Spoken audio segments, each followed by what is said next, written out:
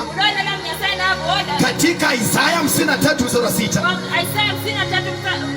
sisi wote kama kondoo tumepotea, lakini Bwana alichukua maovu yetu akaweka kwake Yesu.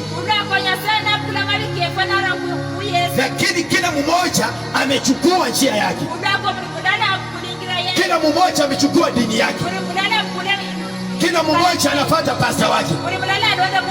Hawako tayari tena kutii, hawako tayari kujua kwamba duniani kuna mwisho. Na ndipo tunaona kwamba hata imepata kanisa la sasa, hata limepata kanisa la sasa, kanisa lisilojua kwamba uongo ni dhambi.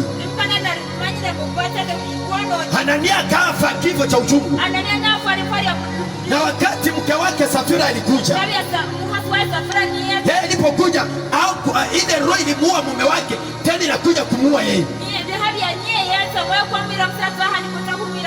Ni nini kile unajifunza leo katika wokovu wa kisasa?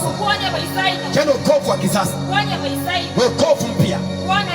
Wanamwabudu Yesu bila wako, wanamwabudu Yesu jicho wako. Yani kanisa lijani, yani wanadamu waogope, wanamwabudu Yesu jicho alivyo.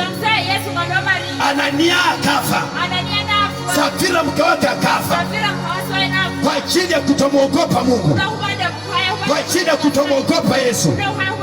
Wakafa na wakazikwa. Andiko linasema kanisa nzima wakashangaa kwa lile ambalo lilionekana. Na ndio tunaona siku ya leo, kambi ya uongo inamaliza kanisa. Watu wanapeleka mili kanisani, watu hawataki kuonywa kanisani, watu hawataki kukemewa kanisani, wanamwabudu Mungu jinsi alivyo. Wapi ambao kanisa linaenda, wapi ambao kisasi kinaenda. Tazama uongo Anania na Safira ikawaua keko jehanamu, wakazikwa kifo kichungu, wakazikwa kifo cha uchungu. Mke wake alipokuja, andiko inasema ya kwamba Petro akamuuliza, Safira sema ukweli, Safira sema ukweli. Lakini ile roho iliua mume wake ilikuwa pia ndani mwake. Yeye akasema kwa uongo, wakati alisema na uongo akaanguka.